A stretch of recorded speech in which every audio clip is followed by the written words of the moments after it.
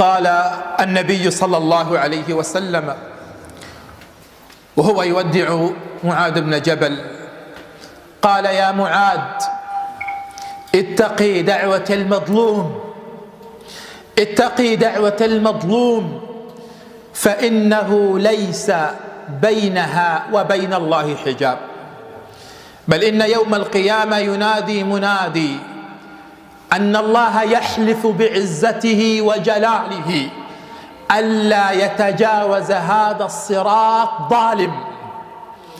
إن الله يحلف بعزته وجلاله ألا يتجاوز هذا الصراط ظالم. بل يا أحبتي، إن دعوة المظلوم لترفع فوق الغمام. يقول الله عز وجل: وعزتي وجلالي، وعزتي وجلالي لأنصرنك ولو بعد حين، وعزتي وجلالي لأنصرنك ولو بعد حين.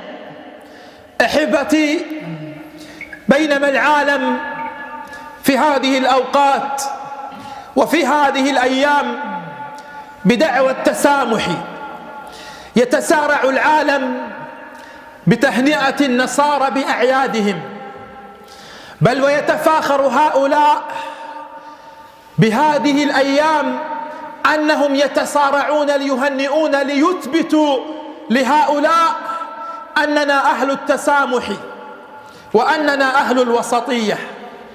أقول: إذا أردتم أن تهنئوا أحد فاذهبوا إلى آلاف النازحين الذين آلمهم البرد والذين عذبتهم ليالي الشتاء القارصة. اذهبوا وهنئوا أطفال سوريا وأطفال الشام الذين حتى هذه اللحظة أمة بأكملها كل نفط العالم لم يكفي أن يدفع بهؤلاء أن يرسلوا بطانية إلى أطفال سوريا. كل مال جامعة الدول العربية والمؤتمر الإسلامي لم يدفعهم أن يرسلوا بطانية إلى أطفال سوريا. أي عار وصلنا إليه أيها العالم؟ ما هذا السكوت؟ أو ما يؤذيك هذا الجبروت؟ إذا أردتم أن تهنئوا أحد هنئوا أطفال سوريا، هنئوا أطفال الشام الذين كل يوم تمر عليكم صورهم، تلك الصور التي تمر عليكم وهم يعانون البرد، لا يجدون لحافا، لا يجدون ما يغطون به أنفسهم، وهم يعيشون تحت البرد والصقيع والشتاء والمطر.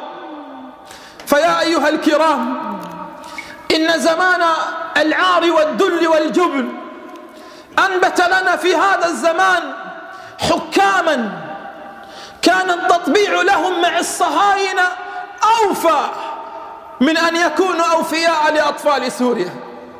سبحان الله، تلك الطائرات التي تتصارع اليوم لتسافر إلى إسرائيل لم يكن بمقدورها أن تسافر لتطعم عيال الشام، لم يكن بمقدور تلك الطائرات أن تسافر لغزة لتنقذ الناس الذين تعرضوا لحروب 3 طاحنة.